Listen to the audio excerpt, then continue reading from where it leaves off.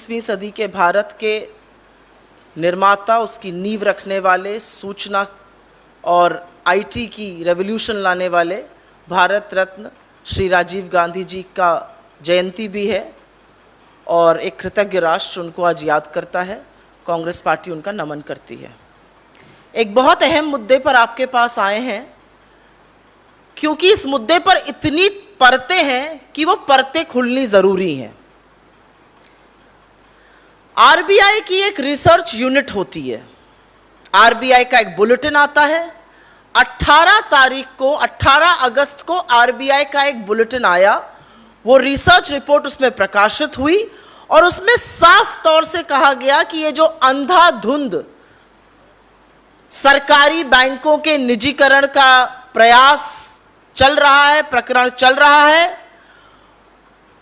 उसके बहुत ज्यादा नुकसान होंगे, बहुत उसके दुष्परिणाम होंगे।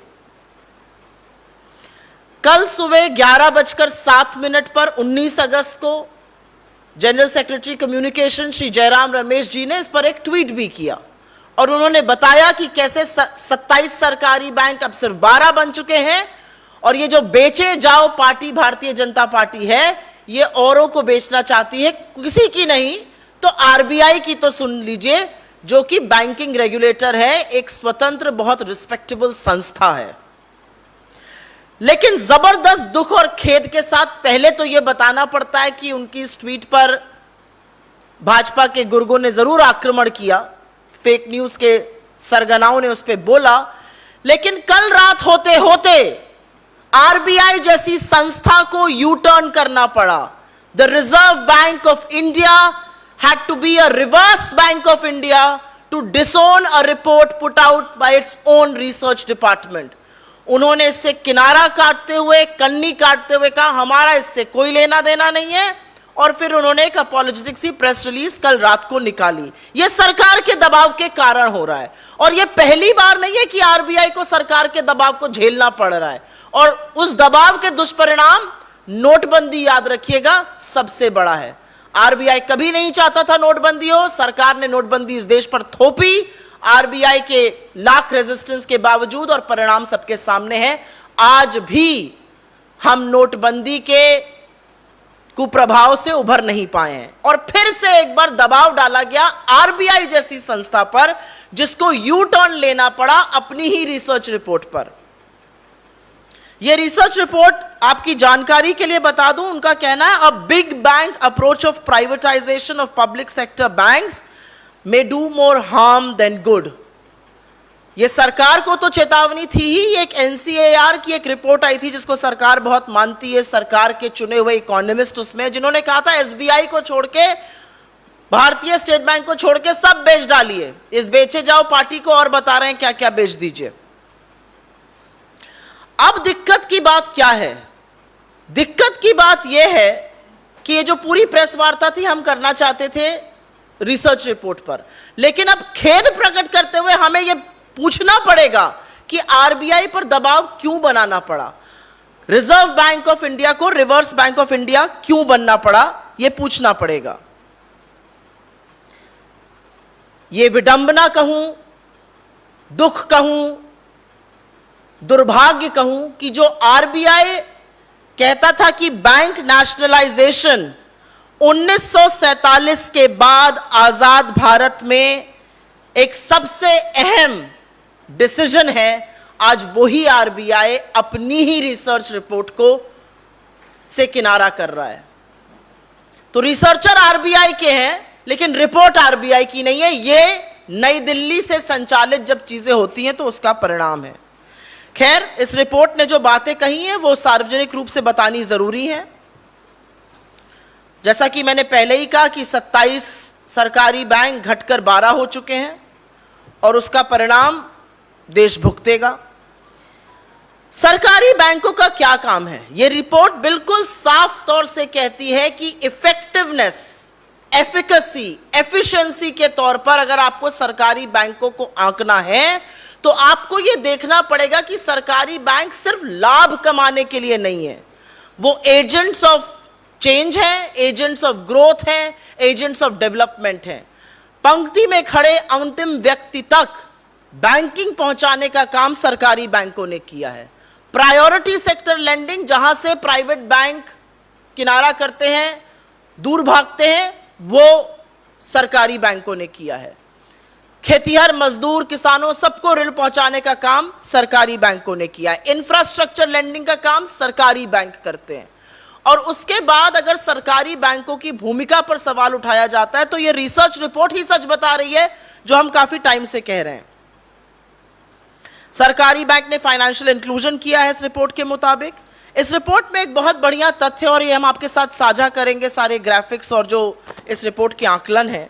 इस रिपोर्ट का कहना है कि एफिशिएंसी, दक्षता के तौर पे अगर आपको देखना है तो जो मूल्य सरकारी बैंकों का है, जो सेवाएं सरकारी बैंक देता है, जो आउटपुट सरकारी बैंक करता है, वो वहां पर मिलने वाले वेतन से कई गुना ज्यादा है। तो इवन ऑन कॉस्ट इफेक्टिवनेस सरकारी बैंक अपने प्राइवेट काउंटर पार्ट से बेटर है। इंफ्रास्ट्रक्चर लेंडिंग का काम सरकारी बैंक करते हैं। 40% इंफ्रास्ट्रक्चर लेंडिंग का जो गोल होता है, जो प्रायोरिटी सेक्टर लेंडिंग का गोल होता है, प्राइवेट बैंकों को भी मीट करना पड़ता है। इस मिथक को तोड़ने का काम यह रिपोर्ट करती है। यह रिपोर्ट कहती है कि प्राइवेट सेक्टर बैंक एक्चुअली अपना वो मानक अचीव नहीं कर पाते हैं, वो पीएसएल सर्टिफिकेट से अचीव करते हैं। और अगर आपकी परमिशन हो तो 30 सेकंड में मैं पीएसएल आम दर्शक के लिए, आम रीडर के लिए, आम जनता के लिए बताना जरूरी है। एक पब्लिक सेक्टर बैंक है, उसके पास बहुत सारे प्रायोरिटी सेक्टर लोन है, और एक प्राइवेट सेक्टर बैंक है जिसके पास प्रायोरिटी सेक्टर लोन कम है। तो public sector bank priority sector lending के सर्टिफिकेट इशू करता है एक फीस लेकर प्राइवेट सेक्टर बैंक को। वो लोन अभी भी पब्लिक सेक्टर बैंक का है, लेकिन वो सर्टिफिकेट होने से 40% का मानक, जो एक मिथक है, वो प्राइवेट सेक्टर बैंक अचीव कर लेता है।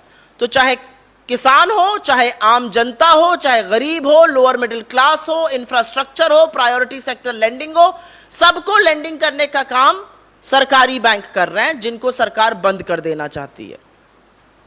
यह रिपोर्ट आगे कहती है कि ग्लोबल फाइनेंशियल क्राइसिस के दौरान प्राइवेट सेक्टर बैंक से पैसा निकालकर पब्लिक सेक्टर बैंक्स में डाला गया, और यह कहती है कि if stronger PSBs had not existed, अगर मजबूत सरकारी बैंक ना होते तो ग्लोबल फाइनेंशियल क्राइसिस का जो इंपैक्ट है, उसका जो प्रभाव है, वो हमारी अर्थव्यवस्था पर और हमारे बैंकिंग क्षेत्र पर बहुत जबरदस्त होता।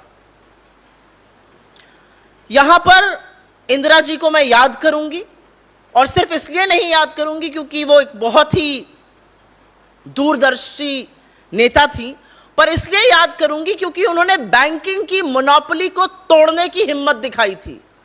उन्होंने बैंकिंग, जब बैंक नेशनलाइजेशन हुआ, जब बैंकों का राष्ट्रीयकरण हुआ, तो उसका सोल एम था कि कुछ लोगों के हाथ से पैसा निकालकर गरीब, गुर्बत, किसान, खेतिहर, मजदूर तक पहुंचाया जाए।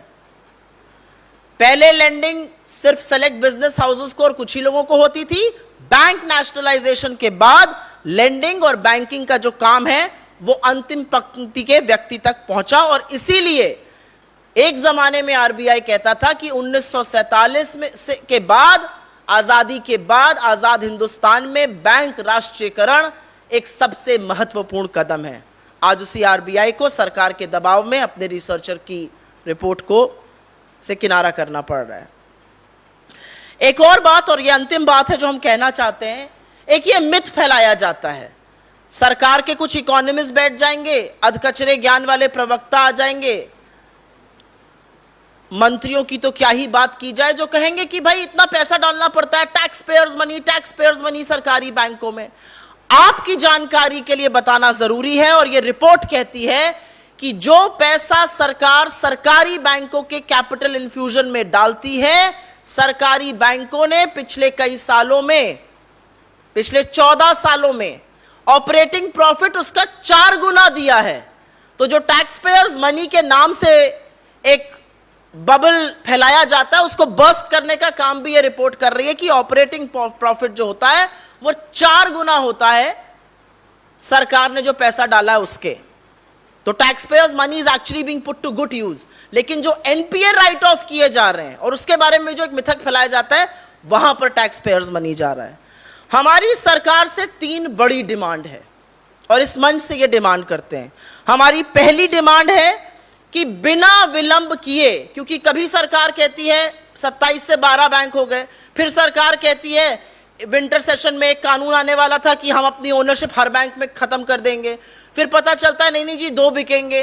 तो सरकार एक व्हाइट पेपर इस देश के सामने लाए, व्हाइट पेपर पे वो बताए कि उनकी एक्चुअली बैंक राष्ट्रीयकरण की मंशा क्या है। आप बैंक राष्ट्रीयकरण जो हुआ था उसका जो प्राइवेटाइजेशन कर रहे हैं, इस पर आपकी मंशा क्या है? That's the first demand. We want a white paper as far as privatisation of public sector banks is concern.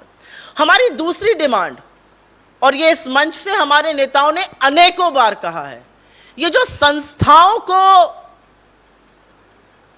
भयभीत करने का, संस्थाओं पर दबाव बनाने का काम किया जाता है, ये बंद होना चाहिए। आरबीआई एक बहुत ही रिस्पेक्टेबल संस्था है, it is autonomous, it is independent, let it do it's job.